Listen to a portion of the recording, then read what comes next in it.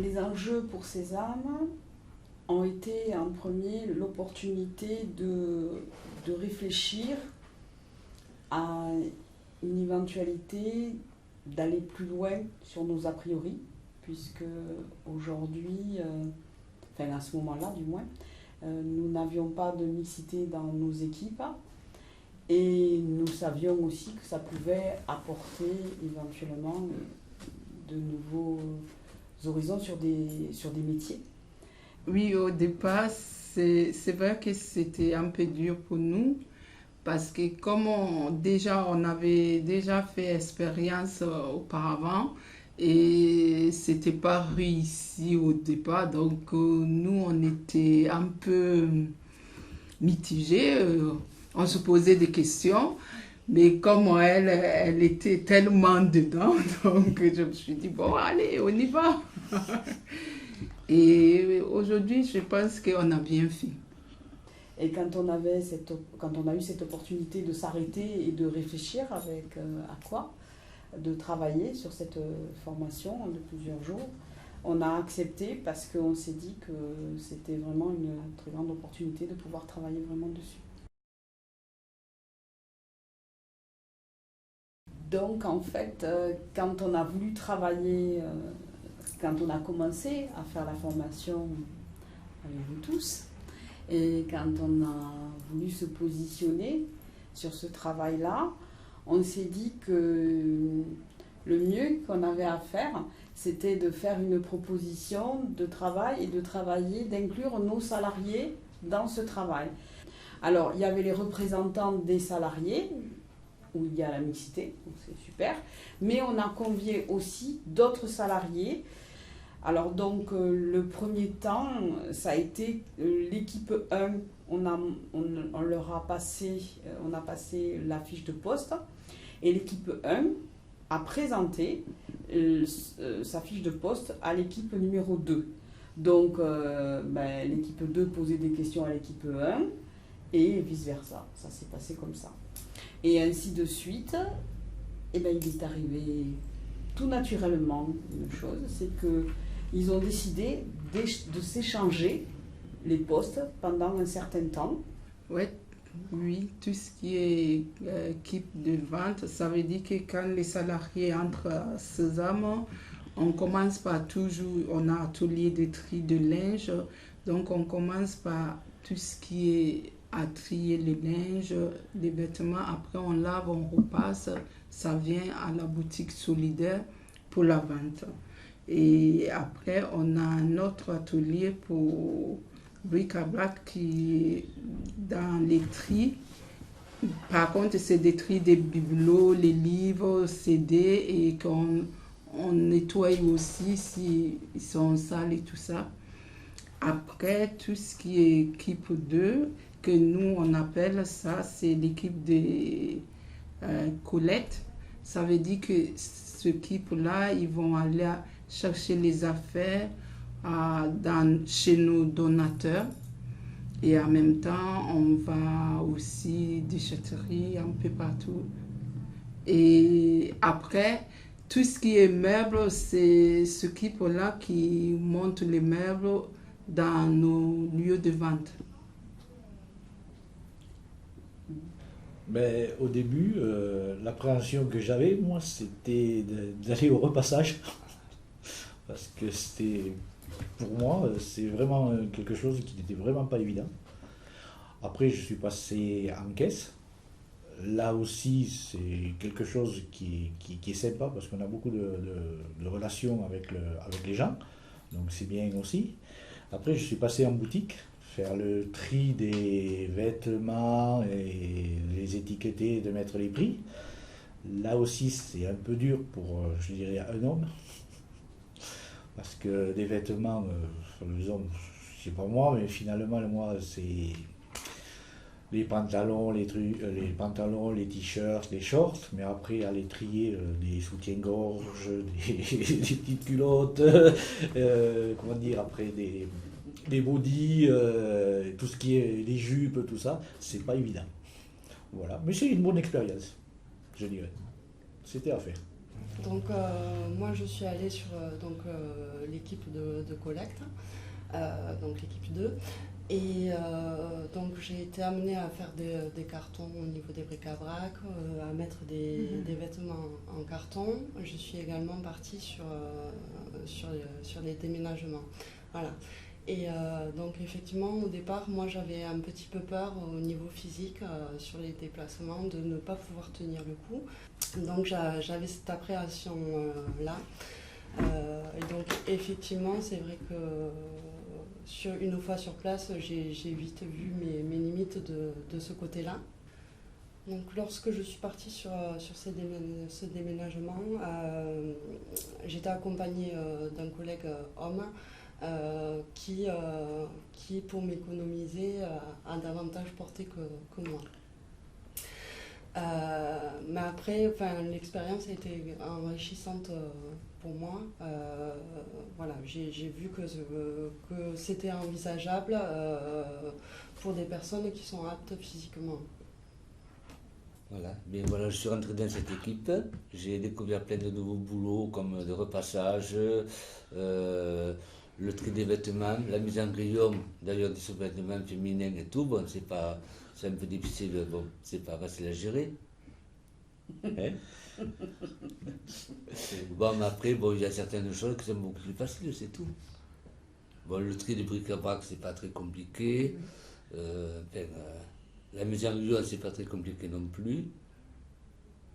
Les contacts avec les clients, c'est pas compliqué, non, ça va, ça passe bien. Mais après, bon, je vois pas où il n'y a pas eu trop de problèmes. Hein. C'est surtout le repassage qui m'a gêné le plus, parce qu'il a fallu que j'attende 50 ans pour repasser déjà, voilà. Pour que je touche un peu à repasser. Moi, je voudrais juste dire que quand on a ouvert donc, ces postes à la mixité, Jean-Luc a été une des personnes qu'on a recrutées. Et lors du recrutement, on en a discuté ensemble, il nous avait dit « mais je ne sais pas repasser ». Et à quoi je me souviens avait dit lors de l'info collective, comme beaucoup de personnes, lorsqu'elles rentrent chez nous, elles ne savent pas repasser. Mais on savait bien ce qu'il y avait derrière. Ça voulait dire mais je suis un homme et je ne sais pas repasser. Mais il ne l'avait pas verbalisé comme ça. Donc à quoi avait répondu comme beaucoup de personnes qui rentrent chez nous, elles ne savent pas repasser. Et donc nous avons embauché Jean-Luc, et Jean-Luc est rentré chez nous. Et quand Jean-Luc a commencé,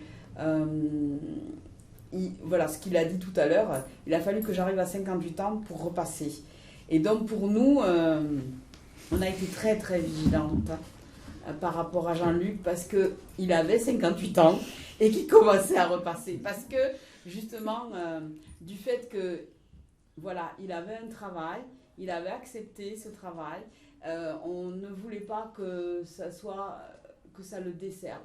Voilà. Et ça sera une des conclusions aussi qu'on a tirées de tout ça, c'était que OK pour l'égalité professionnelle, égalité, OK pour la mixité, OK pour plein de choses, mais qu'il va falloir faire attention aussi, que parce qu'on ouvre nos postes à tout cela, il faut aussi qu'on continue à bien faire attention à l'être humain. Et puis bravo. Eh ben, mais ouais. Au départ, c'était surtout dangereux pour votre linge. Oui, c'est sûr. Moi, je pense que ça a été une bonne expérience pour tout le monde. Au niveau de l'équipe 1 et 2. Voilà.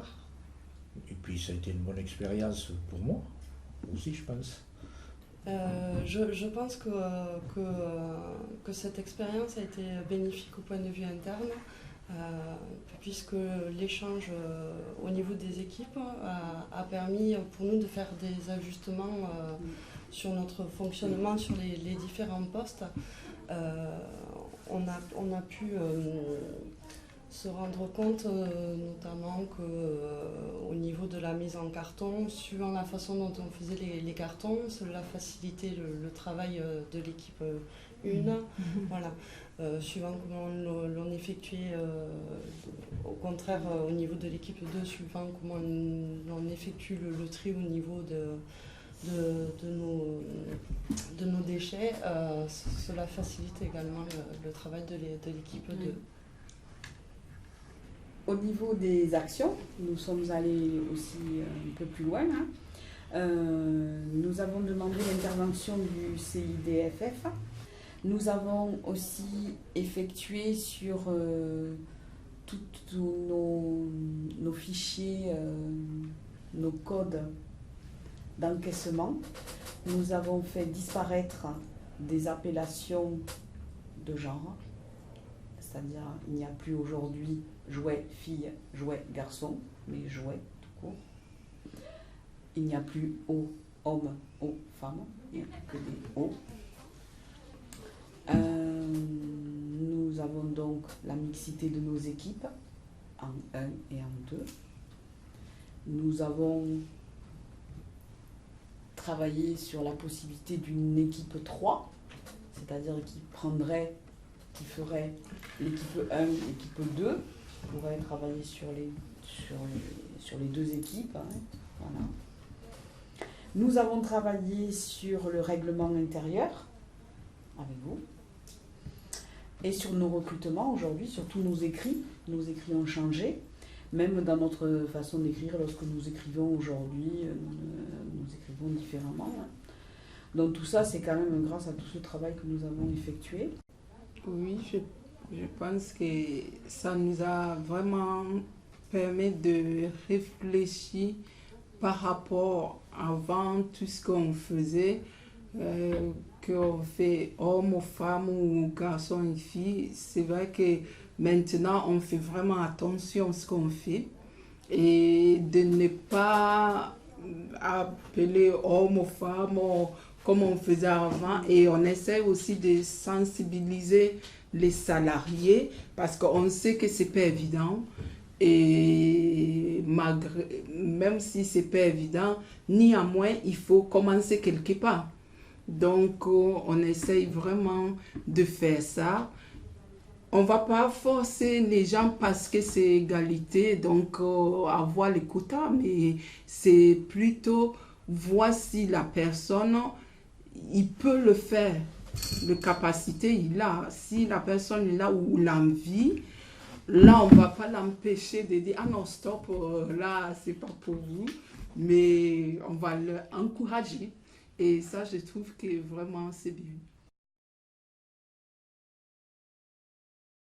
Je pense que l'intérêt, c'est que nous, on est là aussi, on a cette chance de recevoir les salariés.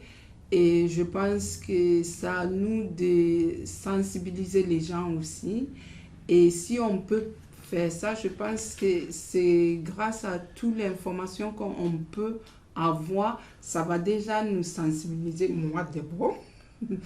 Et à partir de là, ça me permet aussi de sensibiliser les salariés.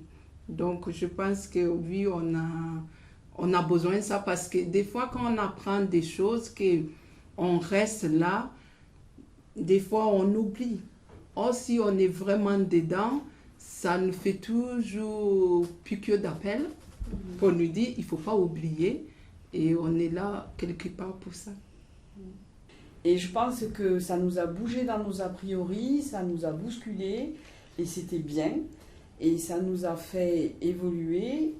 Et moi, je trouve que le résultat, il est autour de la table. On est là, il y a Jean-Luc, il y a d'autres personnes qui vont arriver. Les bémols, on vous les a donnés. Ça se passe au niveau des capacités. Aujourd'hui, c'est oui à la mixité, c'est oui à l'égalité. Mais c'est surtout attention aux capacités et physiques, et psychologiques, et sociales. Et toujours pour ces armes, c'est mettre au cœur de tout ça l'être humain. Voilà.